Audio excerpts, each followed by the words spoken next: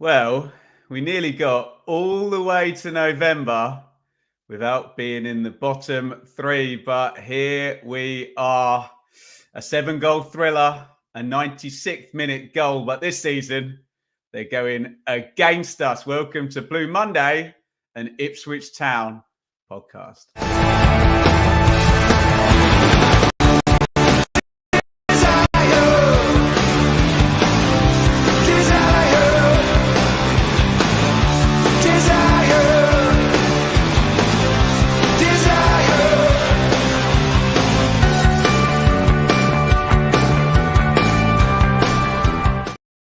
Right, Craig, whatever we do, we get criticised. If we ignore the elephant in the room of 0 wins, we get criticised. If we talk about the elephant in the room of 0 wins, we get criticised.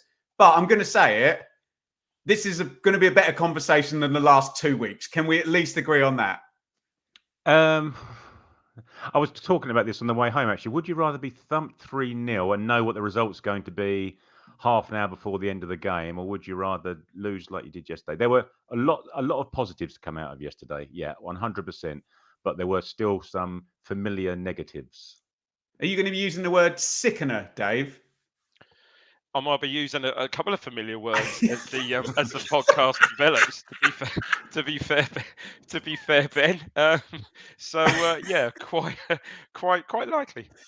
Dave, is this a time to bring one of our normal pre-red light conversations on air here? You do remember the demonetisation rules with your Evan and Blind? No, don't worry. It won't be any. It won't be that. It won't be. There won't be not that C word. Not that C word. No. Stop it, dearie me. No. Welcome along, everybody, to Blue Monday, an Ipswich Town podcast. We're going to try and be chipper, but bit of a hard one to take yesterday. But we will crack on with it. I know I'm not here to give my opinion. I'm the host, but Craig, I would prefer to lose in that manner yesterday. But we will come on. We will come on to that very swiftly. Thank you, everybody, for joining us. I can see loads of you here live on YouTube. Make sure you get the debate going in the comments. Free speech ahoy.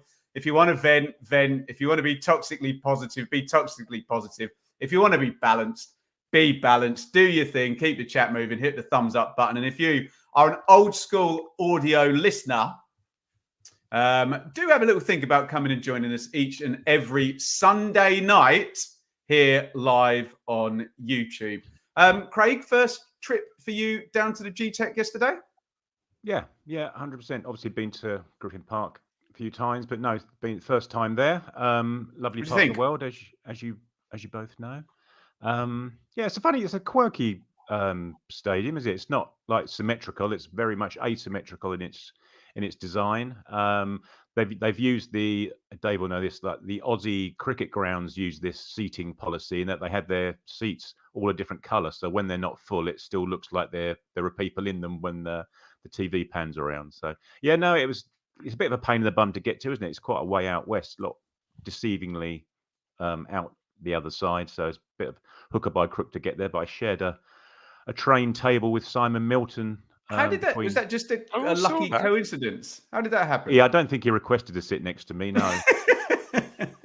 So I could chew his ear off for the half-hour trip between Waterloo and Craig. I haven't got that unlocked on my train line app. Yeah. Do you want to sit next to an idiot for 25 minutes? Yes, please. I'd like to sit next to an Ipswich legend, though. Yeah. So I had a very quick chat with Simon and talked about leaking team lineups and how that affects things and bits and pieces like that. So yeah, it's quite an interesting little bit. But yeah, so you've got to get to Waterloo to have that extra 25 minutes out to Kew. Lovely part of the world indeed. Right. It's a lovely part of the world, but this game is not going to be lovely, Dave. And some thoroughly interesting team news to pick up on. What was I doing? Because Rich popped in. I was doing Luton Coventry on YouTube and got wind of 3 names that weren't in the 11, which was slightly concerning. So here we go, Dave. Muric in goal. Davis and Clark are the fullbacks, with O'Shea and Burgess at centre-back. Calvin Effin Phillips and Jens Keuste were the midfield pair. Keo Ogbene, sadly, more from him later. Some very bad news. Connor Chaplin starts at captain, Dave. Sammy Smodics is in, and so is George Hirst. I'll do your job for you. No Liam Delap, no Sam Morsey, no Amari Hutchinson. I mean, pick the bones out of that, Mr. McCarthy. Well, I mean, Delap was obviously rested as he started on the bench, but yeah, no Morsey and no Hutchinson. Transpires that apparently I think Morsey picked up a hamstring injury against Everton the week before and was carrying that obviously throughout last week, and seemingly Amari Hutchinson was taken ill overnight or on the morning of the game, presumably at the hotel, whatever.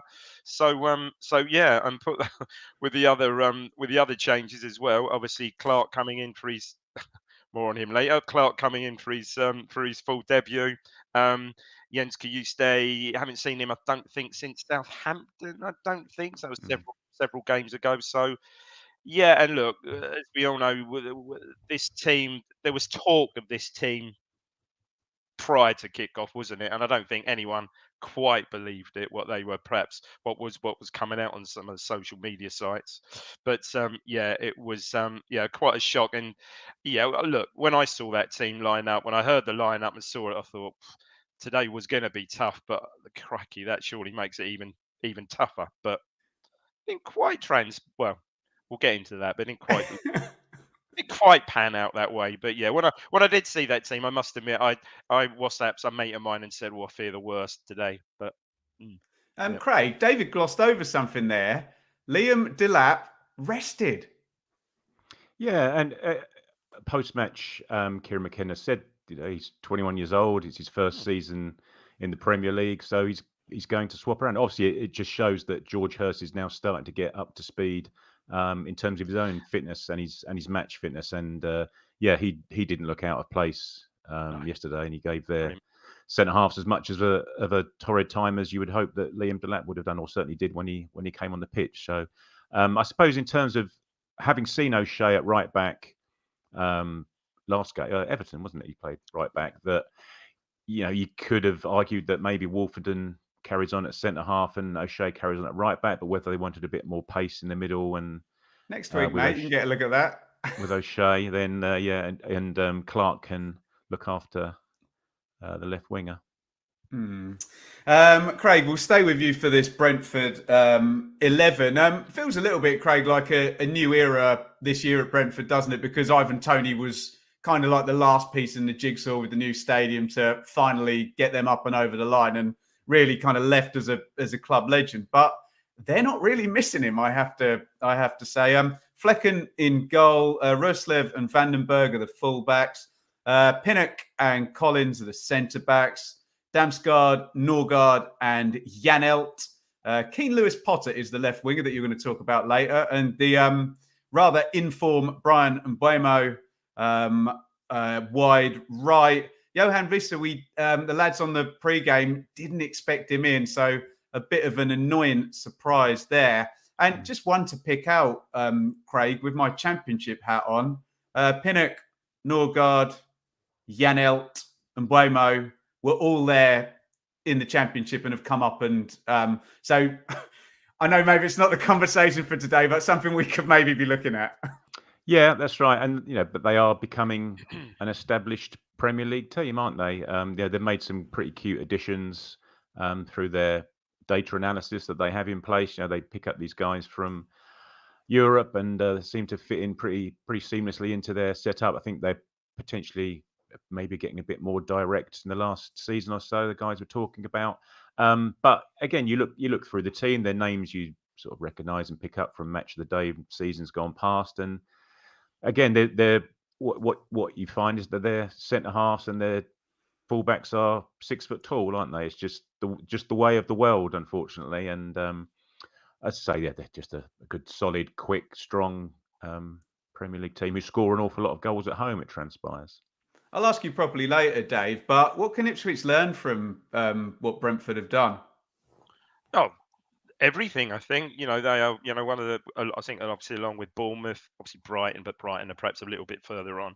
But I think certainly those two are the real blueprints, aren't they, to try and follow what they've done and what they've achieved. Incredible, really. And as you say, they're now, when they come up 21, Ben? Yes, Sorry, put it on 1920 spot. was Like, Leeds, West So, Brom, and so Fulham. Yeah, 21. yeah. So they've been like, this is their what, third season would it be? They're now established, very much established themselves last season, I think. Very good home record, as we know, difficult to play against. And yeah, everything that, a promoted team, again, it's all about, as we've said, week in, week out, surviving this first season, consolidating. And that's the next step, isn't it? Brentford, Bournemouth, and then you aspire to, the Brightons of this world. It was quite interesting, Ben. Sorry, just to interrupt. That I was listening to the TWT TV post-match bits and pieces that Phil does, and they were chatting to oh God, what's a matey from the Besotted Oh, fans. Billy Billy the Grant. Bee, Yeah. Billy the Bee, and he was saying that they were asking him about what the progression into the Premier League's like, and he said their first game they beat Arsenal at home under the lights, and it just Yeah, all the that pressure's helps. off then. Yeah. They can then start enjoying themselves. They've sort of proven themselves to a certain extent. We're not here to make up the numbers. We can get going and sort of set them on a good footing for their Premier League experience. We could do with a home win against Arsenal under the lights, couldn't we?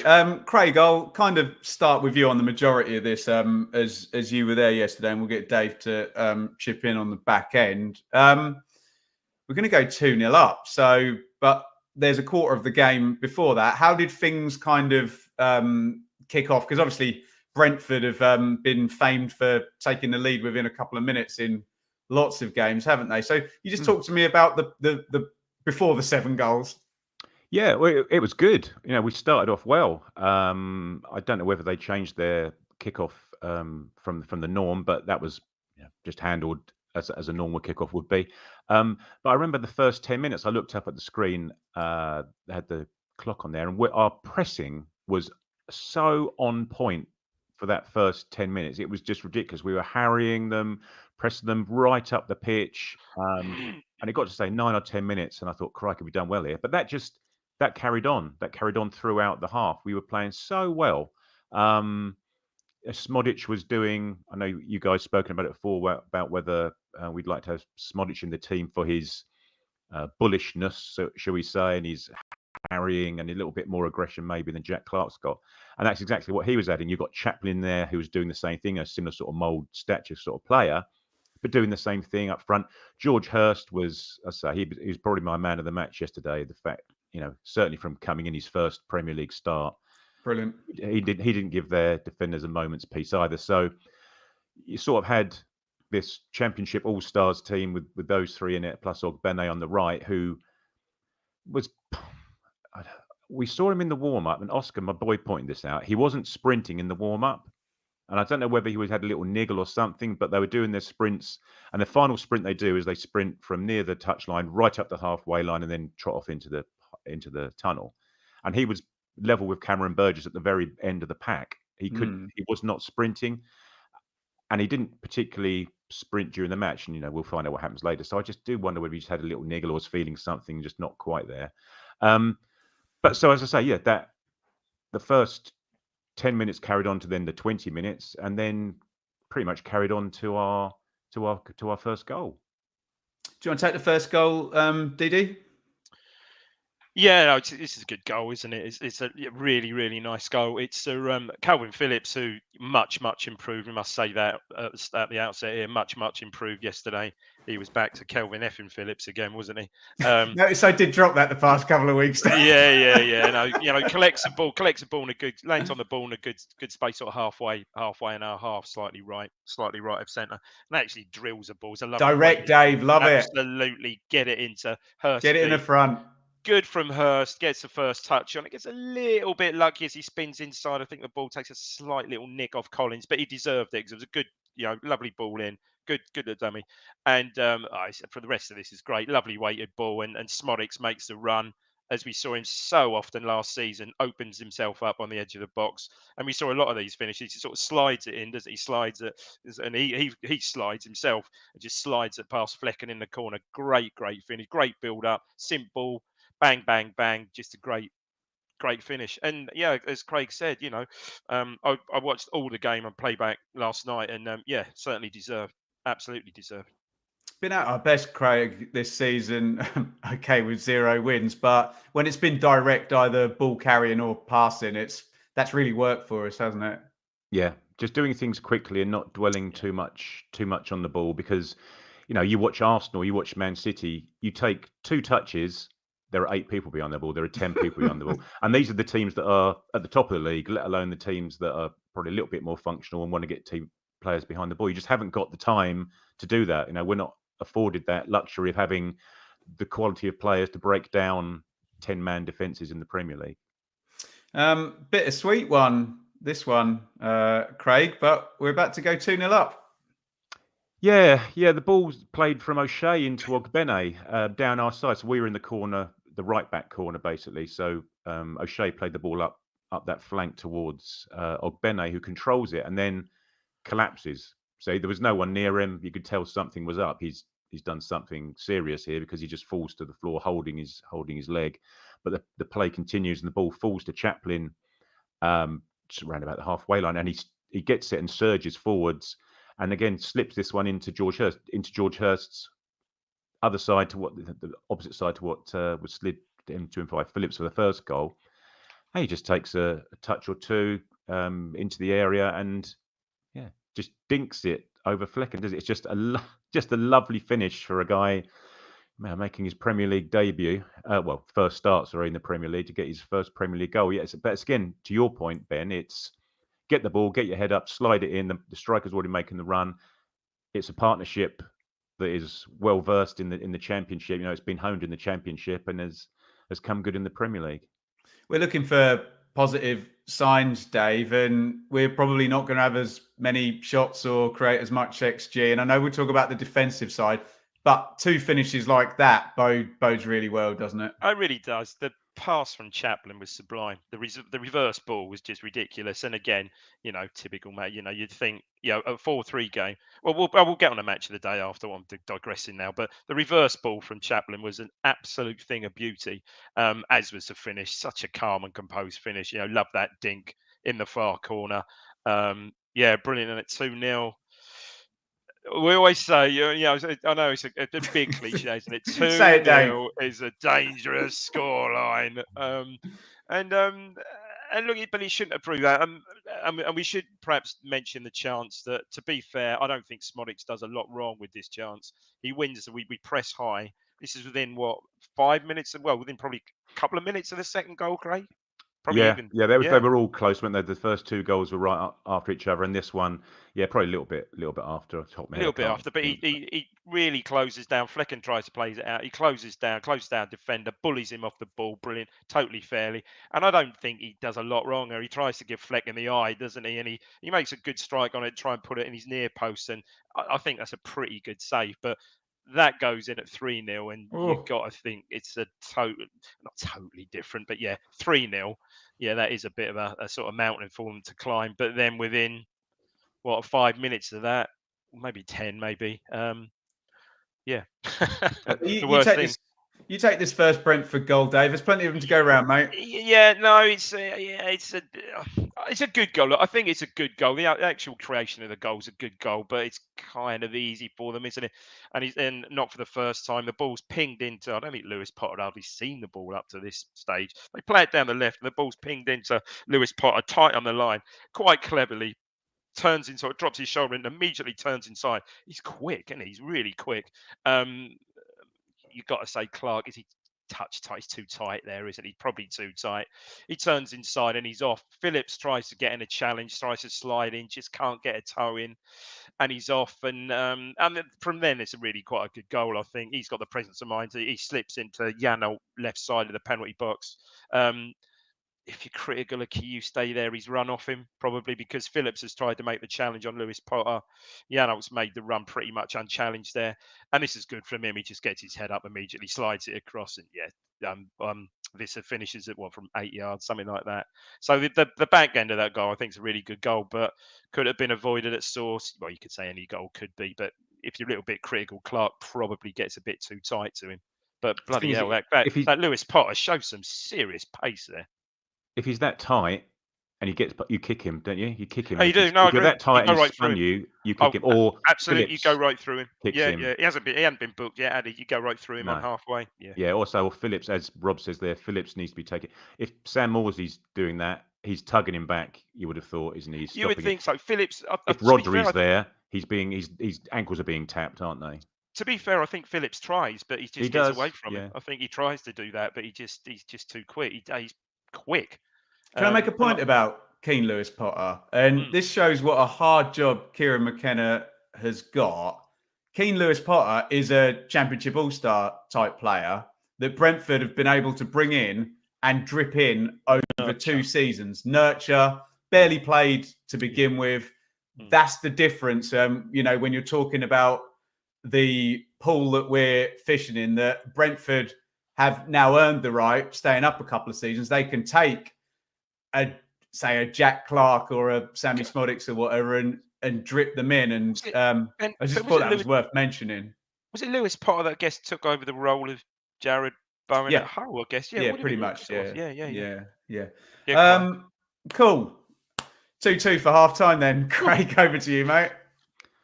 Well, having got to 44 minutes. Oh, it's rubbish. Sorry. Having got to 44 minutes at 2-0, you think, right, we'll just shut it down, put the half to bed. Everton did it against us last time out. Just kept us at arm's length, kept the ball away from our goal. Having gone 2-1, having scored and it going to 2-1, just get to half time, put the half to bed, shut the game down. But again, we seem to be caught out possibly a bit too far up the pitch, possibly a bit too gung-ho, because Davis is 10, 20 yards into their half and the ball's... It's a similar sort of move to the first goal, really, in that on the opposite side of the pitch, and that it's played into Mbeumo. But instead of Mbeumo turning his man, he passes it inside to Damsgaard. And similar to the play on the other side, Kiyut stays the wrong side of his man, which this time is Damsgaard, and Damsgaard's got the run on him. Decent ball, Craig. Decent ball, wasn't it? Yeah. It is, yeah. And it's a lovely ball from Damsgaard, just slid on the outside of Burgess into the path of Whistler, who takes a couple of touches, and Muric gets a good chunk of it. And Clark's already started sliding alongside him, and poor old Harry just sort of carries it in with him, doesn't he? And the guys on Match of the Day said it's a bit harsh. It gets put down as I think Gary Lineker's obviously looking at it from a striker's perspective rather than a woe is me defender's perspective. But it does seem a bit strange it gets put down as an own goal rather than a goal to Whistler. But yeah, so you can just imagine what that's done to our morale, B, the crowd at Brentford, and see the team of Brentford to get 2 goals in the space of 2 or 3 minutes leading into half time, where you haven't had the best of halves. It was a real kick in the knackers, to be honest, and it's very similar to the West Ham. Me and Dave were at West Ham, and said in the flagship show for that, you turn up and it gets the crowd going. We couldn't last a minute or two there, but even then, West Ham were up for having a go at their team, and we just give the momentum to the opposition straight away. I'm not saying that Brentford were having a go at their players, not far be it, but it just gives them the momentum going into half time and into the second half. I think as bad as Alan Shearer was, I thought on Match of the Day last night, I think I said it last week, he summed us up last week against Everton as just lack of experience or inexperience and just not streetwise. And I think that summed it up. Those sort of couple of minutes before half time totally summed it up, really. You're talking about narky little fouls and just wasting time to get to half time in the lead, Yeah, absolutely. And talk about narky little fouls, not a foul, but we should mention the bloody Leif Davis throw-in debacle where he gets booked. And I think Mikey posted something on our chat earlier on that I think Davis gets booked for, was it 30 seconds or something like that? But Ethan Pennock had 2 goes at it throughout the game. It was more than that. Yeah, it was more than that. It was preposterous. It was ridiculous. And obviously, we'd picked up at the crowd, the Ipswich fans had picked up on it, that Davis got booked. How often do you see someone get booked for time wasting from a throw-in? Warned, no? In the first half? In the 40-something minute, 42nd minute. Oh, it's crazy. And Pinnock was strolling over to take every throw-in. Initially, the fullback goes to take it, takes 10 seconds, drops it, Pinnock comes strolling over, picks up his towel, dries the ball, waits a little while, takes his throw. And this was happening half a dozen times. I appreciate maybe not all as long as Davis took, but at least 2 of them were, as we've found out. And nothing was said, nothing was done. And similar, I know you don't like going on about referees, Ben, but similarly, I think when it got to 3-3, we had a goal kick. Muric puts the ball down. The referee's telling him to hurry up, proactively telling him to hurry up. He's literally just put the ball down. He hadn't mentioned a thing to any of their set pieces or goal kicks or anything like it. Just little things like that, just to get your goat, don't they? I think also going into heart, in case we just don't mention it at the end, really sad injury seemingly to Josie Ogbeni. It looks like it's apparently a snapped Achilles tendon, isn't it? So that's the news coming out. So, which is what Hirst, I think, had last season, wasn't it? That's a sort of 4 or 5 month job, isn't it? Or maybe even. Well, and for an explosive sprinter, oh, a good point. Yeah, even worse. Crikey. Yeah. Not to mention how bloody painful that sounds as well. Poor fella. Awful. Yeah. As you can imagine, we're running quite long today, so you will hear from our friends at Atwells right now before we get on to the second half, and a hell of a lot more to talk about. Blue Monday is proudly brought to you in partnership with our friends at Atwells Solicitors, your ideal legal partner for work on property or business law.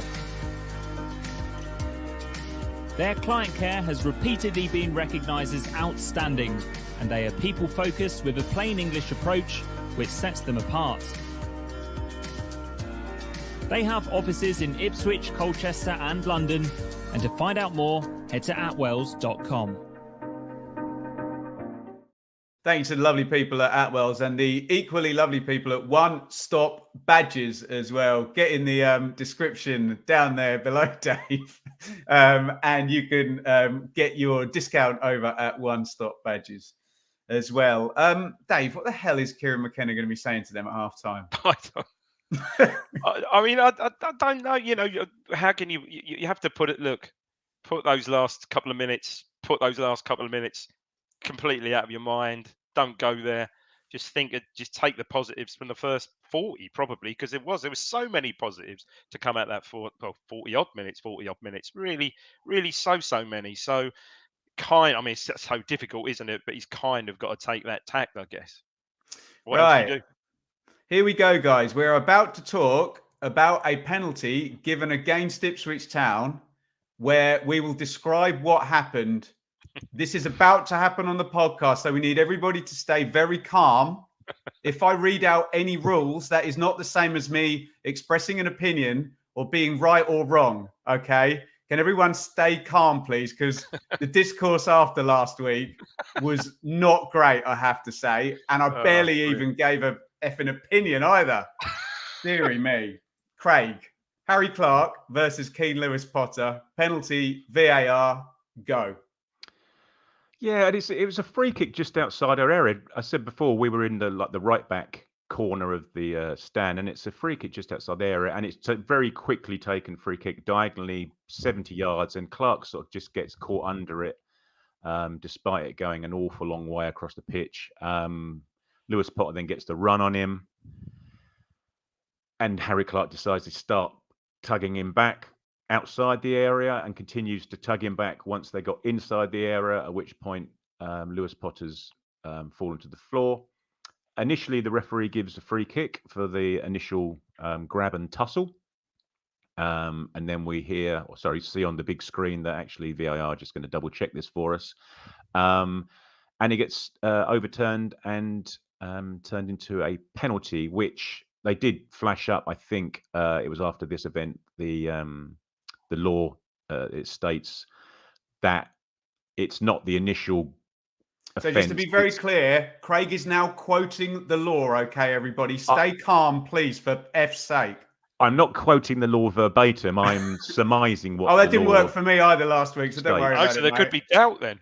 Sorry, Dave told me earlier that what the law said was that if the offence carries on inside the box, it is then a penalty kick. Which it was, and then it was pretty much dispatched pretty effortlessly by Mbeumo. I would describe Mbeumo's penalty as Tony-esque, if there's such an adjective. Okay.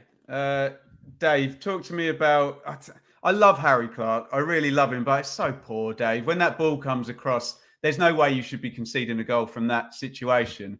And well, let me just make one more. I'm going to say one more thing. And for those easily triggered, I'm now about to quote the law again, which contains the words denial of an obvious goal scoring opportunity.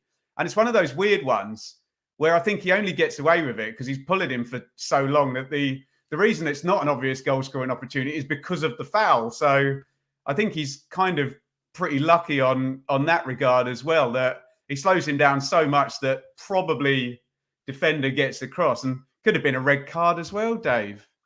I think it's quite good from them. You know, they launched that ball. So clearly, Lewis Potter, we said this before, had chalk on his boots all game. He was just hugging that left touch line, wasn't he? It's clever by them. He absolutely, Collins, good, to be fair, centre half. He launched it, you're right. It's like a 60-yard ball, isn't it? Like Van Dijk sort of ball.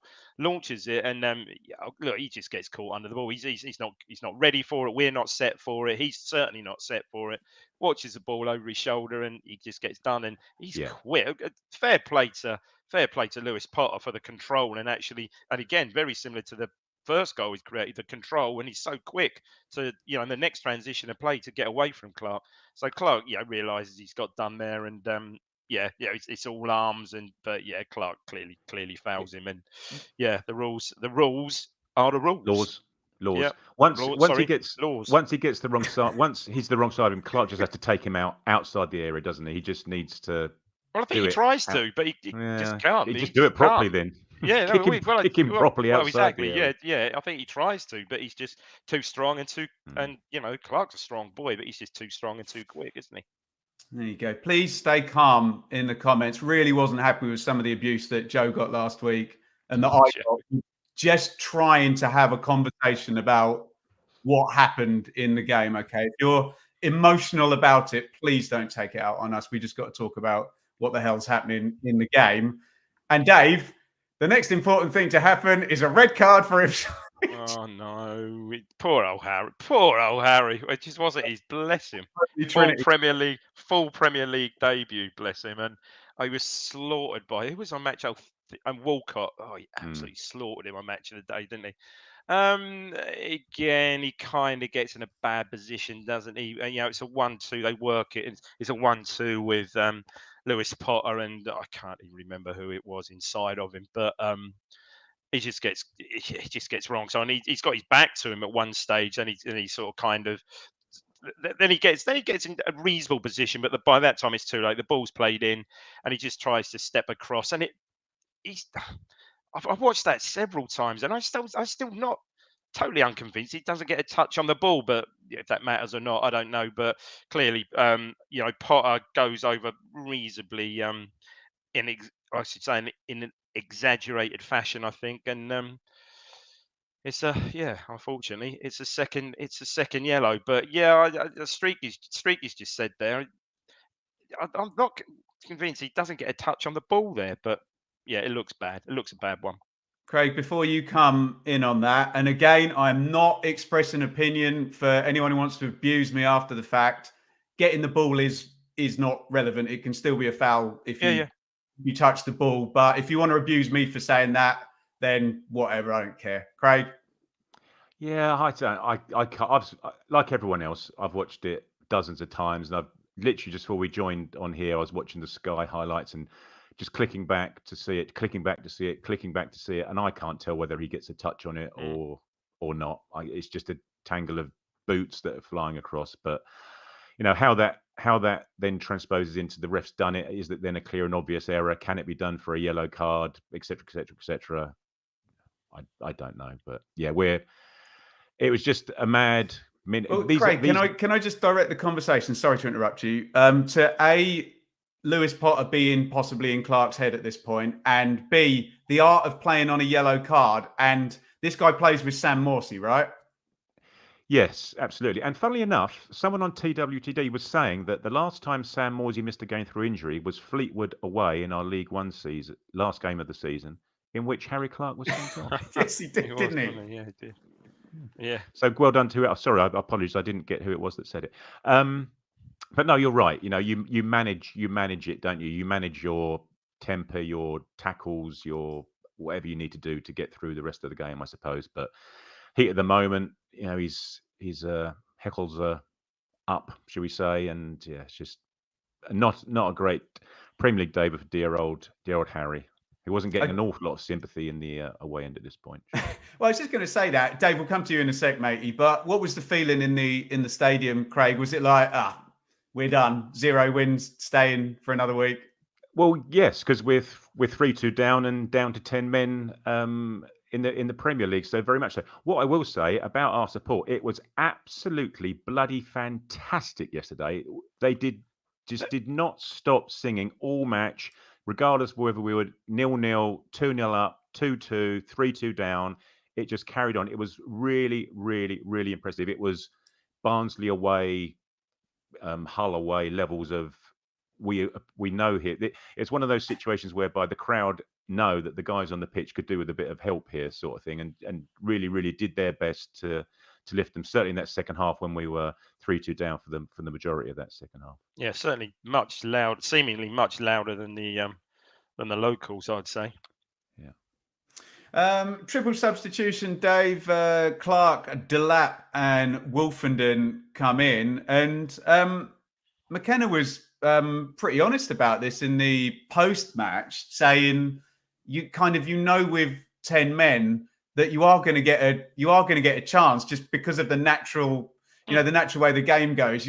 They kind of have to come onto you, and he knew the space was going to open up. And talk to me about the 10-men game and Liam Delap seemingly stealing us a point. I mean, he was like in beast mode from what was it, 73rd minute? I think he came on. He was absolutely in beast mode from the off, wasn't he? Clearly refreshed. Clearly, not saying he had a point to prove, because look, Hirst had a really brilliant. Let's face it, Hirst had a really brilliant game, and as Craig quite rightly said before we start, he's a 21-year-old.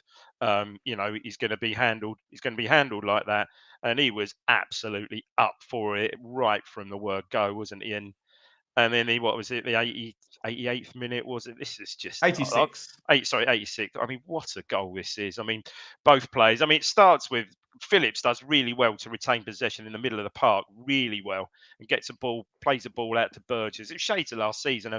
Immediately, first time ball from Burgess, proper great weight of pass, and then it's all about Leif Davis in the cross. He gets out of his feet and just absolute sublime swinging left foot cross with power, wasn't it? And Delap, just instinct, gets across Pinnock and diverts it in. It's a lovely. We scored 3 brilliant goals yesterday. It's just such a kicking, as you said, kicking the knackers. But yeah, it was a brilliant goal, that. Craig?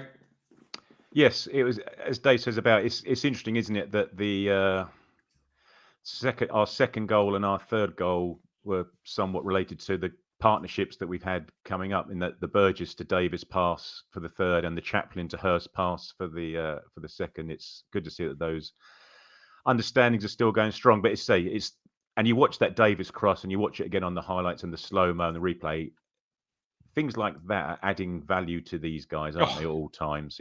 Especially Delap's now scoring these types of goals, as well as the ones running from the halfway line and getting in, and he can also score these poacher type goals, getting across defenders and nicking them in from 6 yards out, and almost starting to score them from the corner of the box on the half volley. Well, and this will sound like a silly comment, Craig, but a lot of people have him in their fantasy team, and this is casual Premier League fans. So he's kind of becoming known on a national level as a guy that's. I assume, I don't play FPL, but that's probably one for Richard and Seb. But I'd assume he's fairly cheap to get in your fantasy team. But have the sons of 2 former Premier League footballers ever scored for the same team in a Premier League football match? Oh, what a great shout! What a great shout! Didn't we have something with Tyrese Campbell? And it wasn't in the Premier League, though. I think it was in the Championship, potentially. Of course, Kevin Campbell sadly has passed away since that happened as well, hasn't it? But someone in the chat will tell us. I just quickly wanted to say about the partnerships, Craig. You're totally right that we should credit these old partnerships as still working. I just wanted to say it's not the fault of the new players that have been brought in that they haven't yet had the time build those partnerships. Hopefully, they're going to come. They're going to come in time, aren't they? Oh yeah, if Davis and Delap can get an understanding like they had for the last goal yesterday, then yeah. Yeah, amen. Our elbow reminded me of the goal from the other side against Bolton away, Burns to Hirst. Though Hirst was a bit further out, wasn't he? Of a couple of seasons ago. I remember, Dave, you just waxing so lyrical about that goal, and then we got really good for about 14 months in a row. We usurped it with the Chaplin goal, a ridiculous one against Derby, didn't we? About a week or two later. Yeah. Oh, crazy. Yeah, right. Yeah. Oh dear, what a shame! What a shame! And you won't say it, Dave. It's a crap goal to lose to, isn't it? Just quickly before Dave gets onto it, had the pressure been building, Craig, and then we'll let Dave do this horrible last goal. Oh my God. When we scored, as you say, 86, 87 minutes, I said to Oscar, there's still going to be 10 minutes left here, mate. And I think it transpired there was 7 minutes of added time, I think there were. And by this time, we'd gone to pretty much a flat back five. Wes Burns had gone to right back. The three central defenders were on the pitch, and then Davis.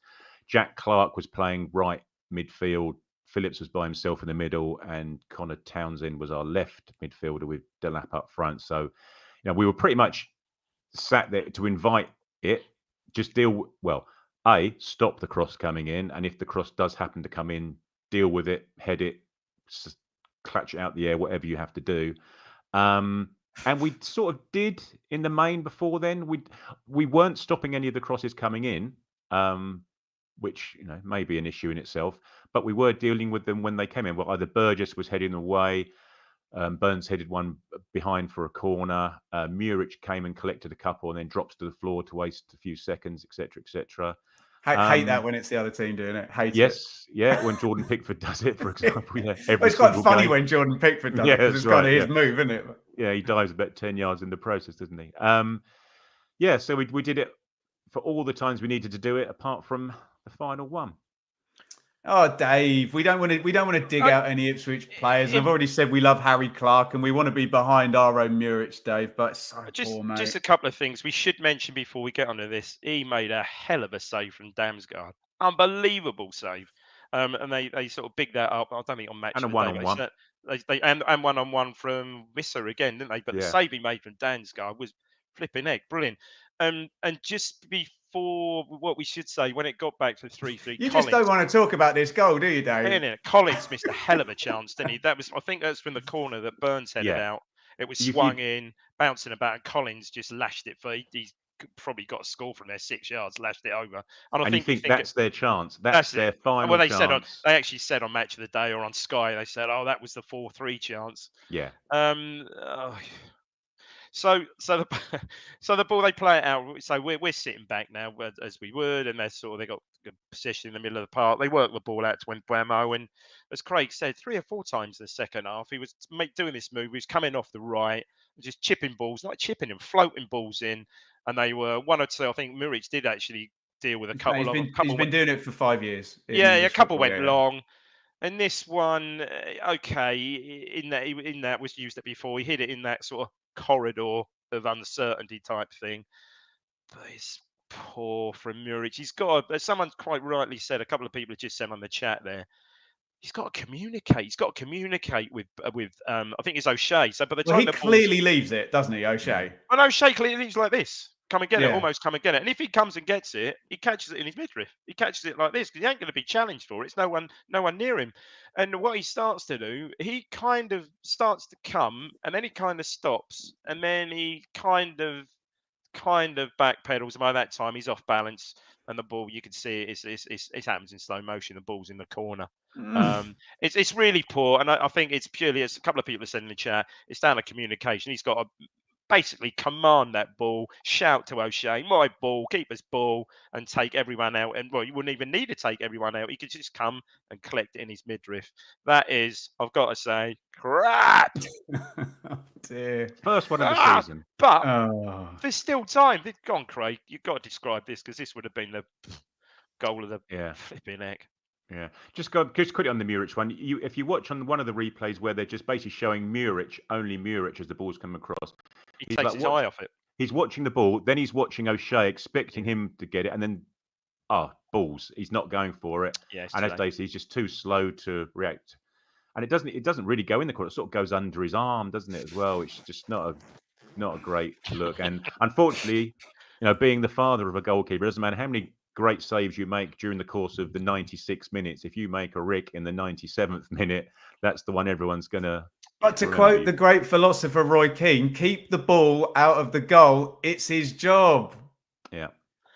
Which he did. Yeah, and Neil just says in the chat, smash everyone. And I said that, smash everyone out of the way. He doesn't have to. There's no one there. He can just come and catch that. Yeah. But as Dave said, we did still have yet another opportunity to equalise. And again, it's down right in our corner. And yeah, Delap it sort of bundles around for a bit, doesn't it? And Delap just wraps his foot around this ball on the half volley. And for all money, it looks like it's going in. A bit like Brighton, albeit. By that stage, he was like rampaging, wasn't he? He was just up for it, wasn't he? That's a hell of a strike. But, following a couple of Brentford fans back to the station after the game, I was overhearing them talking about Delap, saying, "Gosh, how much does he cost us? About 18 million quid or something, and we could do with a player like him." There's going to be a lot of Premier League teams that could do with a player like Liam Delap if he carries on anything like that for the rest of the season. Yeah. Is that the big positive then, Dave, from yesterday? Because we got to address the fact that we've lost the game. We are now in the bottom three. I've got the numbers in front of me, and 4.11 XG against. We're still conceding so many chances. I know there's a big game state wrinkle on that there's a penalty in there, and we played with 10 men. It still feels to me, even though we're in games, Dave, that just at the moment, everything has to line up perfectly for us to get this first win. And it can't be like that, Dave, can it? It's loose, isn't it? We're loose. And look, like it or not, Shearer put these stats up on Match of the Day last night, which virtually made me want to just go and kill myself pretty much. But yeah, you can just see, and those stats are there for everybody to see. We're on in 19th or 20th in every stat they put up. All right, certain ones I don't think they gave our XG perhaps, but it was we are just loose. We are just loose, aren't we? And we are conceding chances. And look, we'll get on perhaps to the game coming up next weekend, which is a massive game. It always was going to be a massive game, but that is a huge game. And look, we concede. We're equally as loose in that game. Concede chances like that. I'm sorry. We've seen what they're capable of. They will score. So it's just deeply frustrating. But on the flip side, I think a lot of positives to take from yesterday. It really is, and that's how we've got to deal with it, I think. Round us out with some positives for me, then, Craig. Yeah, well, as I said at the beginning, there were plenty, certainly from an individual player perspective. If you think Connor Chaplin probably didn't know he was going to be playing until such time as Amari Hutchinson started throwing up in his hotel room in the early hours of the morning, he ends up playing number 10 and captaining the team in the Premier League and putting in a fantastic performance.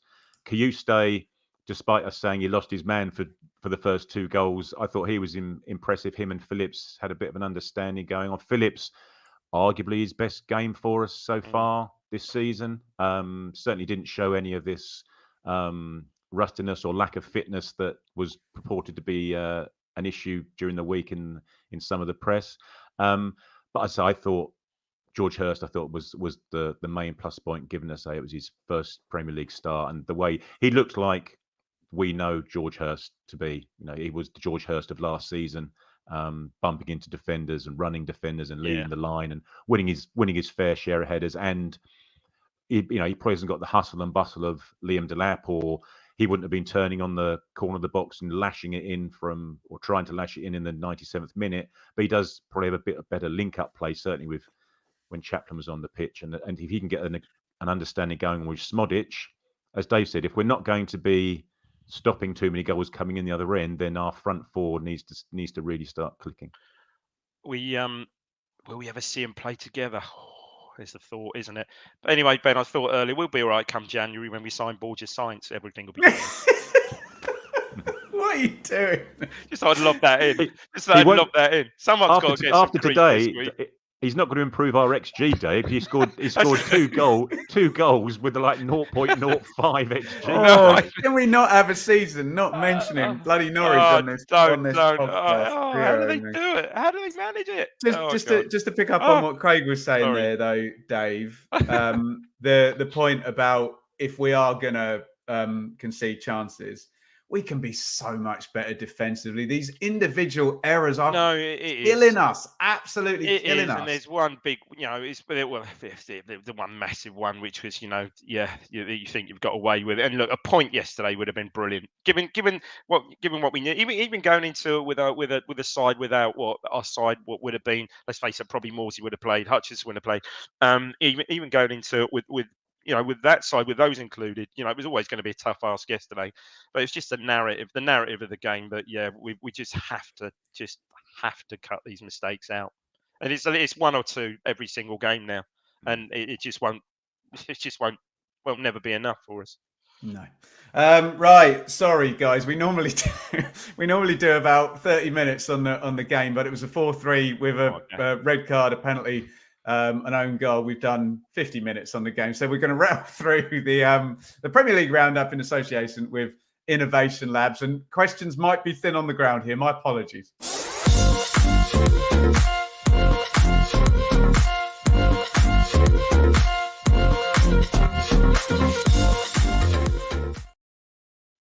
Right, I'll move quickly, lads. Leicester 1, Nottingham Forest 3, our next opponents. Villa 1, Bournemouth 1, Brighton 2, Wolves 2. Man City 1, Southampton 0. So a point for Wolves, none for Southampton. Everton 1, Fulham 1, Chelsea 2, Newcastle 1. Here, I mean, I know the 0 wins for us is kind of the more pertinent issue, but Crystal Palace 1, Spurs 0 was very, very unhelpful today. West Ham 2, Man United 1, Arsenal 2, Liverpool 2. Can someone talk about Palace first, and then we'll try and seg Leicester into next week? Any volunteers to talk about Palace? I'm seeing the goal. I watched a bit of it this afternoon. Did I? Sorry. No, I've heard about a bit of it. I was going to say, I don't think it was on.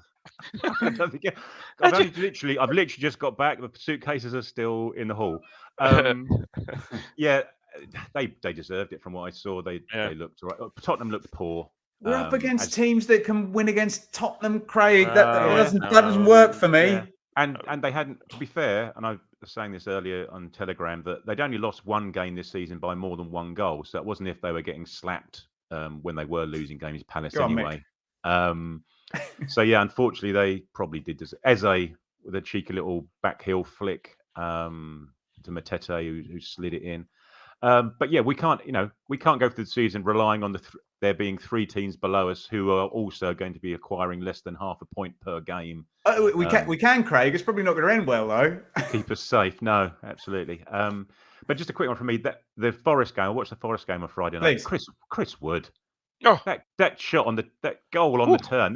If that's not a bloke playing with so much confidence that he knows he's just going to turn and hit that, and it's ending up in the bottom corner. I thought it's absolutely fantastic goal. Brilliant goal.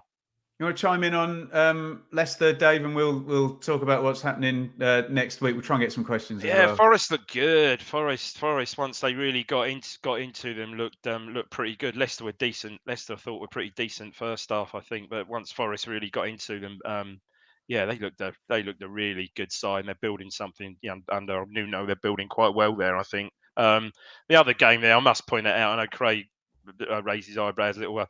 But Brighton 2, Wolves 2. What about that breakaway at the end? Who played that pass? Who was it? I don't know. Who the hell played that? It was 4 against 1, and he plays it. I mean, it's just if you think. Sorry, can I just come in there, Dave? I know if you'd have been sat in that stadium, you're a Brighton fan. Your head would have exploded the second that pass given away. You'd have been. They're going to score from this now. They're going to score, aren't they? They're going to score, but I mean, how? Oh my god! And that was a massive deflection as well. Yeah, exactly.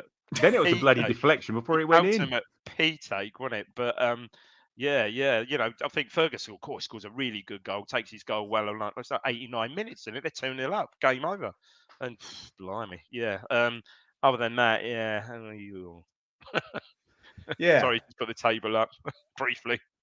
Do you want to put the table up, Rich? Go on. Just while we're doing that, guys, get your questions in. Sorry, that'll probably be like one question each. The rate that these contributors answer these questions, but ask your questions anyway. It's my fault we've gone long. There is the league table, and quickly, what we should say is next weekend when we're playing, when we're playing Leicester, it's Southampton at home to Everton and Wolves at home to Palace. Well, we had this set up, didn't we? That it was going to be the entire bottom six if West Ham, God forbid, got a result against Manchester United. And yes, indeed it is. But we're into the bottom three. But I forget which one of you lads said it. It's nothing to do with anybody else. We haven't won a game yet. We need to win a game. We will obviously be relegated if we go months without winning a game. We said at the start of the season, guys, in the Premier League, you might go a couple of months without winning a game at some points. I didn't expect it to be August, September, October. But look, there's been loads of international breaks. It's not our fault, Craig. International breaks, right? We do some let's not questions. go into the November international break without having won a game, hey? Oh, stop it, mate. Well, it's coming. Just quickly on Leicester. I just wanted to say about Dave's point, about cut out individual mistakes, go into games, not make mistakes. Leicester won't with Steve Cooper. They're so drilled to be that manager drills you to be hard to beat and not make. I know you can't help. You can drill players and they can still make individual mistakes. Anyway, I should put this up quickly because the ladies snuck in 13-0 today, defeating lowly MK Dons, including 4 goals in the first half. For Sophie Peskett. Cole Palmer did that, didn't he? And a second half brace for our own Lucy O'Brien. Sadly for MK, they return to Felixstowe next weekend. Oh dear. They're 15-0 then, to face the Blues in the Women's FA Cup. So that would be next. Then we play Sundays, don't they, Dave? Is that right? Yeah, they play Sunday. I think we should mention also during this last week, didn't Natasha Thomas became our first full international? Came on for Jamaica, I believe. She's the goat. She's the goat when it comes to the ladies, isn't it? So Jamaica. Yeah. Nobody did. She did it voluntarily. Hey, scored all them goals. Hey, we're all dads here together, aren't we? Right, get your questions in, guys. I need to just plug some shows. These two wonderful broadcasters sat right in front of me have made another episode of Blue Monday Rewind, which I'm literally fumbling my phone here. We were just complaining at Murich. I can't even hold a phone, so I'm a hypocrite, aren't I? Where are we? Oh, I can't even see. It'll be the Leicester Rewind show, Craig, and that'll be coming out on Tuesday. Is that right? Yes, I believe so. Yeah. It's in the can, as the professionals say. We went for a couple of matches. The last time we played Leicester and one from the mid-90s. It's good fun. Always get to quiz Dave on the number ones of the time and you do pieces like that. Talk a lot of rubbish, really. So please come and join us. Oh, thanks. It sounds better than I made it. He's put it down there, and that's good news because I can't play Popmaster after this because I'm recording that prediction show with Mikey right after this. Which will be out on Wednesday. There's the beautiful Popmaster. Hit me up with it later. Popmaster book. And I think the people that don't like me reading the rules of VAR aren't going to like the pre-match because I think I'm on there as well. I don't think Seb's around. Take that with what you will because I'll also be back here on Sunday as well for the flagship show. And I pray, David Diamond, that we're going to be talking about our I hope so. Win of the season. So. Guys, I'm literally going to cut you off after 10 seconds, okay? I know I do that anyway, but you've got to be quick. These people have listened the whole hour. They want you to answer their questions. So can we please try and get through as many as possible? Craig, do you believe, like Colin, Davis and Delap will be in England squad this season? Davis, I'd imagine, would be. There's maybe some traffic in front of Delap. It's a bit of a tough one to get to as a striker. Can I just say, I would say if they're both in the England squad this season, chances are we'll stay up. There you go. David, Paul, love the legend, but is Sam Morsey a nailed-on starter now? Maybe not. Maybe not. Wow. Dave, we'll stay with you. Walton or Murich on Saturday? Oh, Can no, I say Murich? It'll be Murich. Someone else has asked about Morsey. I'm sorry, Streaky. I don't want to talk about. I think he'll come straight back in. Yeah, I think probably. Yeah.